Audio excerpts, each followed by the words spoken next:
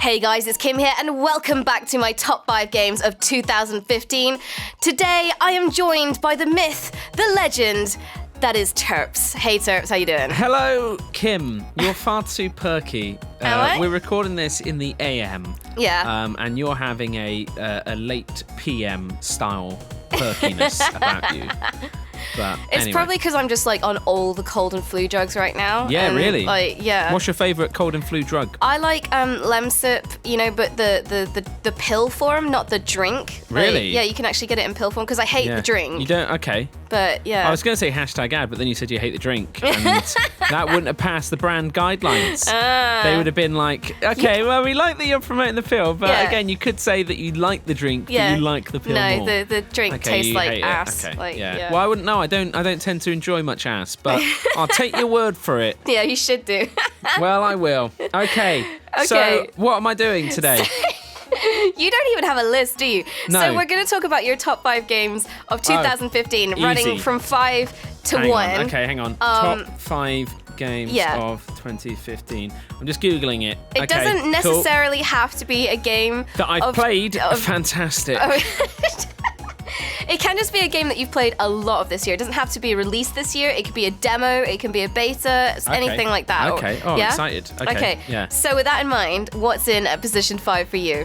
Position number 5 comes in all the way from Gotham. It's Batman Arkham Knight. Have you even played it? Yeah, of course I played it. I've not seen you play it. It's because I play it on Steam. Okay. I play it on the PC. I liked it. I bought it after it got banned and removed from Steam.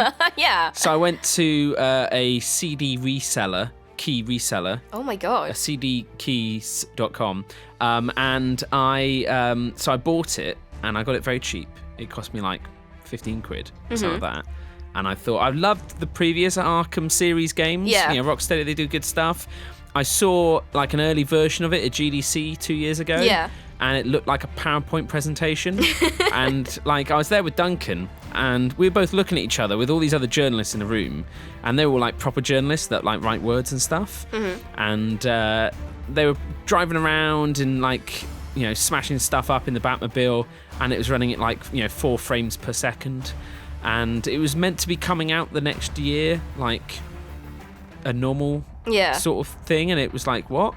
Or maybe even that year. I think it was delayed massively. Yeah. But we were looking around. No one seemed to be kind of like putting their hand up and saying like, "Excuse me, why does it run like ass?" But I just assumed that they're proper journalists. So they're probably like, oh yeah, obviously it's yet to go through optimization and that only takes a brief period of time. I was thinking like, this game is nowhere near ready. But it looked cool.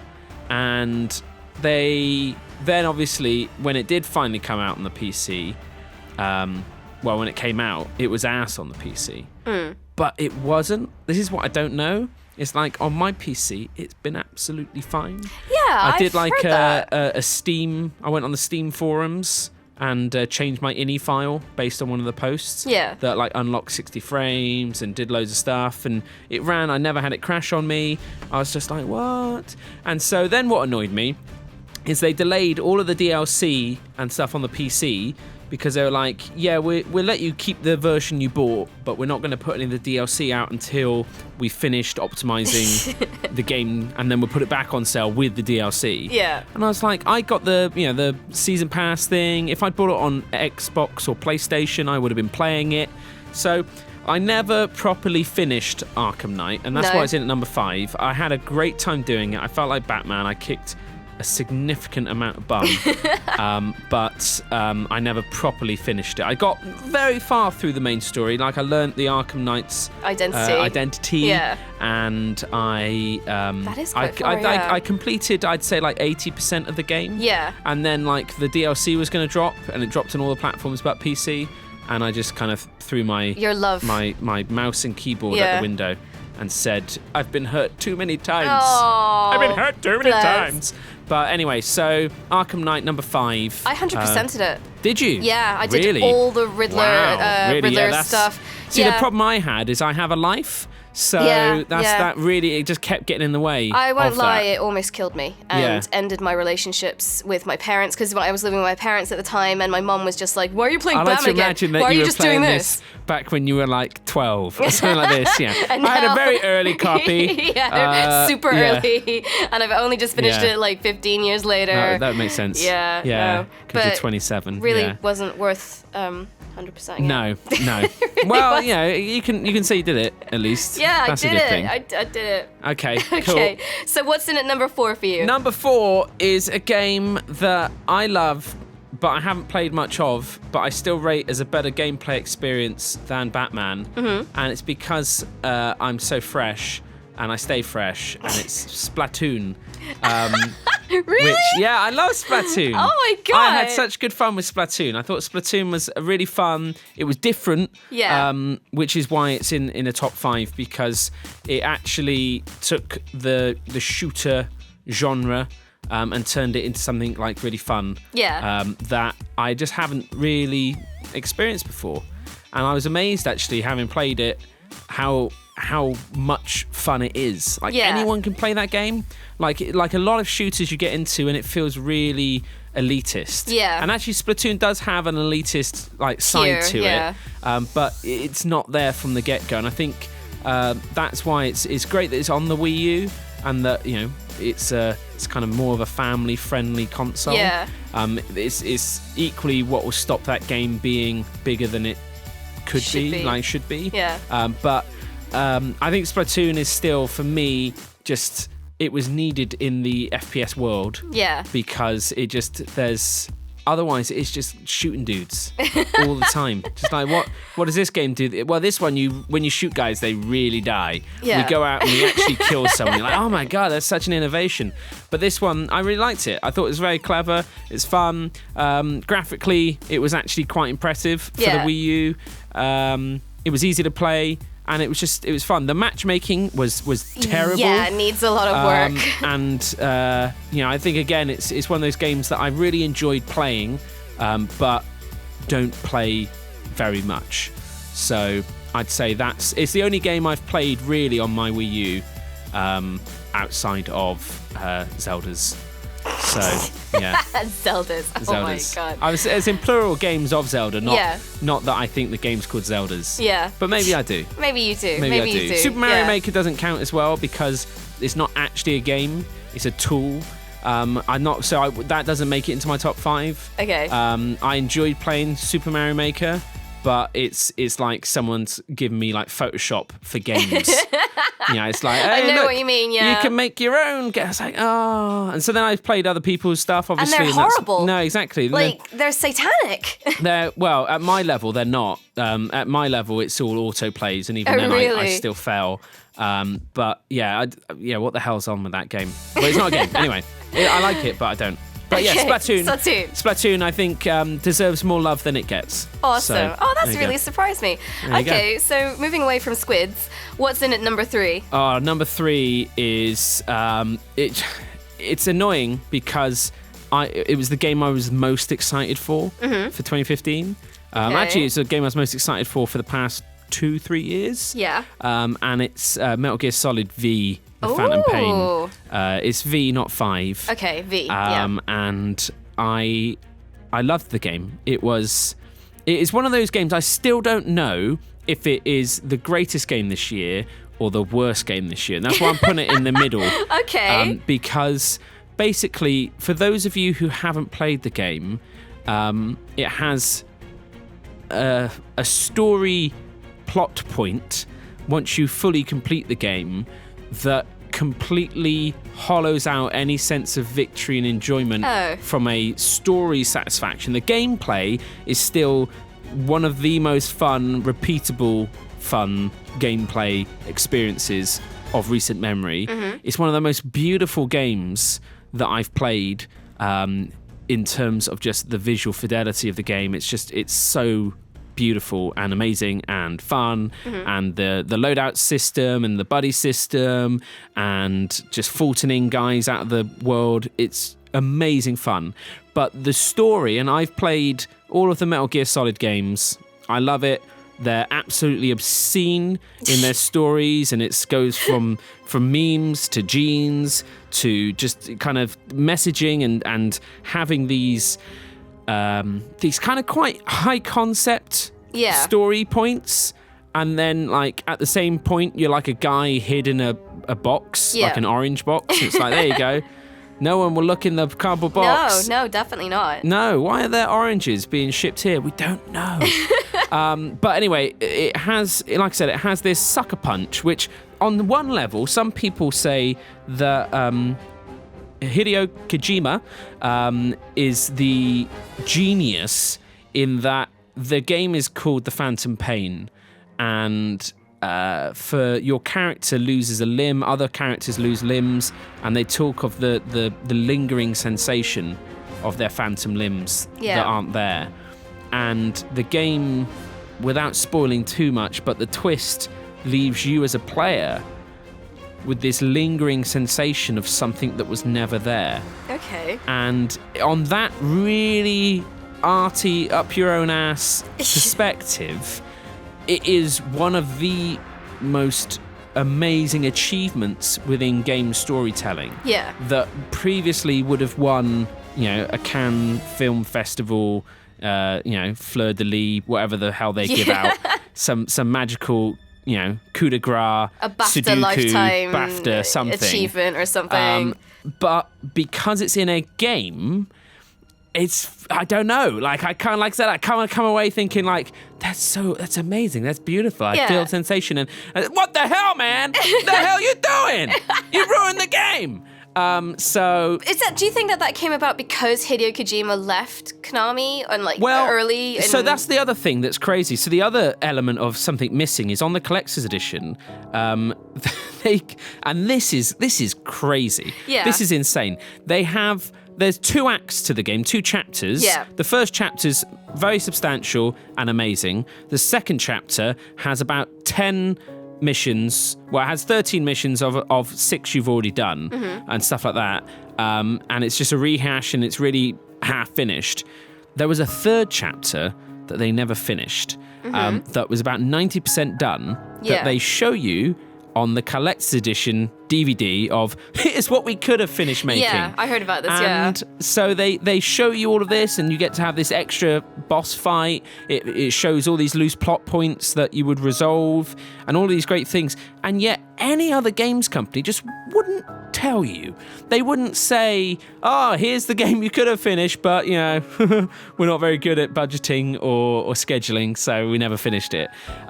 So that was very odd. Yeah. But again, leaves you with a feeling of something that was there that wasn't. Something's been taken from me. Such a great lust for revenge. So you're saying that Kojima's exit from Konami could maybe just be the world's greatest It could be the most meta storytelling experience that anyone's ever come up with. But equally, Konami since has just closed down everything and they're making pachinko machines. So sure, why not? Yeah. Why not? But I think Metal Gear Solid V is just a phenomenal game, but at the same time, it will be remembered for all of the wrong things, drama, potentially. Yeah. So okay, fair enough. So that's in at number 3. So moving on. Well, given how much you hate that one, I'm not sure where we're going to go next. So I know. What's in at number 2? So number 2 is a game of the year that won't be game of the year for a lot of people, sadly, because of number 1. Okay. And this, I'm sure this is going to be exactly the same. I think this list would be the same with a lot of people, because I'm not having anything indie. I was joking before to you about how everything would be Hearthstone for me. Yeah. And that is what I play the most, but those aren't my games of the year. Okay. Those are just the games of forever. It's Witcher 3 The Wild Hunt. Okay, yeah. The Witcher 3, again, I remember going to E3 in 2012? Yeah, 2012. And sitting down and watching a Witcher 3 Wild Hunt gameplay demo, a live demo. It's E3, so you never know actually how live it is. Yeah. And it was stunning. It was beautiful. It was phenomenally beautiful. And this was only like a year, 2 years after Skyrim? What was Skyrim? 11. So yeah, it was like a year after Skyrim. And I was just like, holy crap. Yeah. This is phenomenal. He like killed a griffin, he hunted it down and used his Witcher senses, and it was just wow. It's now 2015, so 3 years later. Every E3 I've been to, I've watched The Witcher 3 on hands-off demo, never allowed to play it. And I just kind of I got to the point where I was like, I don't think this is ever going to actually come out. Then it came out, and it was amazing. It was one of the deepest worlds and role-playing experiences that I've had the pleasure of immersing myself in. I was kind of taken away by just the joys of being Gerald, old Jerry, and the fun that kind of came from being in that world. Yeah. And yet, I haven't finished it. I haven't played more than, I'd say, 30, 40 hours of it. Oh, just 30 or 40 hours. But in that game, it's not actually that much. No, I know what you mean. And the thing is I have now no longing to return to it. And I think I will in years to come. Yeah. But because it's so big, it's too big, is what I hear it a lot myself. But sure for this game, it's too much for me. Yeah. I look at it and I just go like, you know what? It was everything I thought it could be. Yeah. But it's also a bit too much. Yeah. I don't have the time, or there's just so many other experiences out there vying for my attention that I can't just dedicate myself to The Witcher. Well, 30, 40 hours is still a pretty hefty chunk of your life. Exactly. Well, yeah. Especially when you've got to manage like your baby and the Yogscast. Yeah, exactly. Well, I mean, again, you'll see the Yogscast, we're not doing as well as we once were, so, blame The Witcher and the rest. Yeah. But I would say it's a pretty exceptional experience. It's still got like all the charm of a CD Projekt Red game where like the voice acting's a bit hit and miss. Yeah. And but the combat's great. The gameplay of kind of almost being like Batman, Sherlock Holmes. In terms of like cow shit, fresh, must be a noon waith. And you're like, what? It's like, yeah, this one only comes out at noon. It's like, oh, I think I might be a noon wraith. And then it's just like, oh, they don't like garlic that's been coated in silver. A really expensive garlic clove. Yeah. And you're like, okay, cool, this is cool. And ultimately, it's beautiful, it's great, it's a fun experience, and it's humongous. It's a humongous game, but it should be. They made it forever. Yeah, I know, right? So it's... well, not as forever as Final Fantasy 15, whenever the hell that's going to come out. That won't come out. Yeah, that's going to be the never mythical... Be out. Exactly. Yeah. That's going to be out with Half-Life 3 and Duke Nukem... Oh my God, Duke Nukem came out. It was terrible. Yeah. Oh God, don't say that, that's Turps. what happened. So Witcher 3 Wild Hunt is... In at number 2. Number 2. So, wow, that's a pretty solid list so far. So what is going to be... What could be better than that? This is such an anticlimax because everyone knows this. It's the best game of the year and it only just came out. It's too good. Fallout 4 is hands down the best game of this year. in terms of a role-playing experience, they nailed it. Yeah. Like, again, all of these games I've talked about, short of Splatoon, but even then I kind of feel like I am imbued in that, have fantastic role-playing. You play a badass. Yeah. Fallout 4, I am a badass. My name is Tesla. Yeah. I'm a lady, and I'm a badass. And I love the game so much. Every inch of it is just something to be discovered. Yeah. You just go out and you say to yourself, okay, cool, okay, right, I've messed around for too long now. Okay, I'm gonna do the main quest. I'm gonna go to Diamond City. Yeah. I'm gonna go down there. We're gonna go to oh my, what the hell is that over there?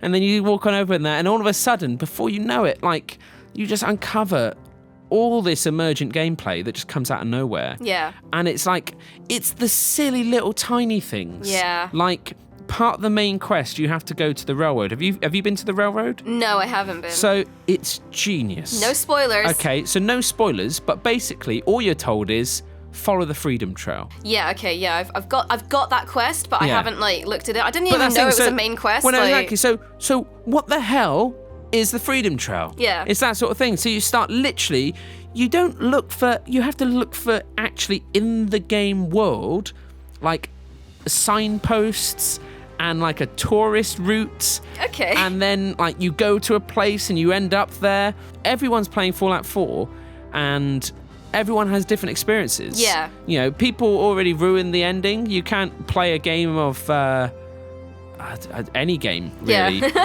without someone spoiling it. Yeah. There was someone who was playing Rocket League the other day.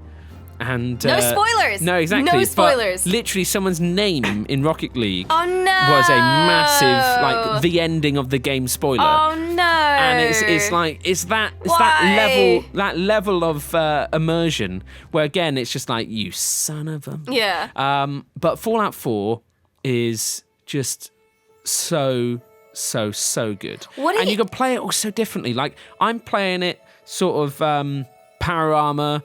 Shotgun, right. up close, bam. That's what I'm doing.